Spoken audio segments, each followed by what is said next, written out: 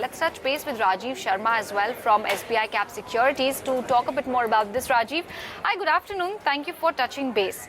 3 years ago, Reliance Jio entered the picture with rock bottom prices, and today he's the market leader when it comes to subscriber base. Did you see it coming so fast? Yeah, hi.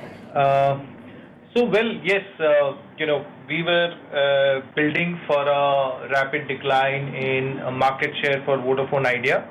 And if you look at, June 18 versus June 19, Vodafone Idea combined have lost almost 115 million subscribers, whereas Jio has exactly gained that much.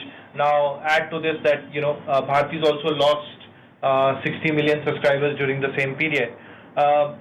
So there were legacy issues with the spectrum which Vodafone had, which was, the relatively lesser spectrum on the 4G side.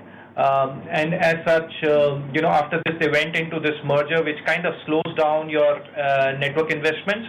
So this was quite inevitable. Right. Also, could you just talk to us that what's happening as far as the telecom space is concerned? Do you think that telecom sector badly needs price hike of tariffs that they have? Well, this is, the single largest issue which investors are focused on, that telecom sector needs tariff hike. But it is, a lot depends on Jio and a lot depend on, the regulator, the government kind of agreeing to it, though there is forbearance and there is no necessary permission needed.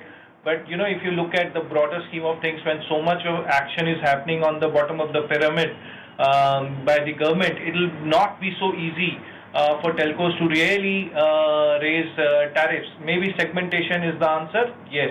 And, add to this another issue that today Vodafone Idea, they have two brands, Vodafone and Idea, working separately on the ground.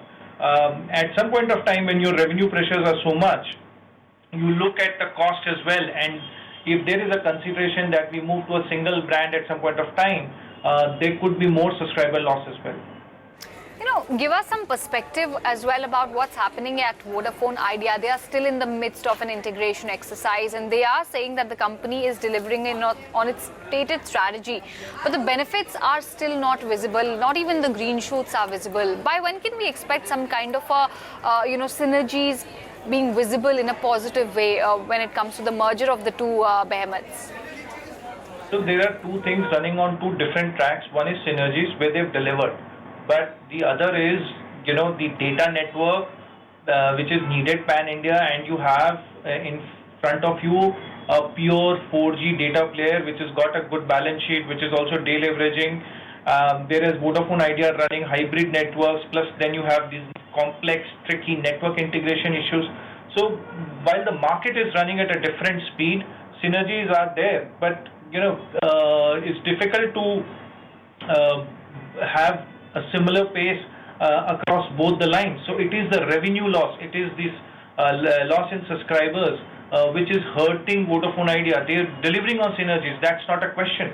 The question is, when do they start growing revenues? When do they start getting Right, sir. Thank you so much, sir, for taking our time for us. Sorry, we'll have to cut short on that front.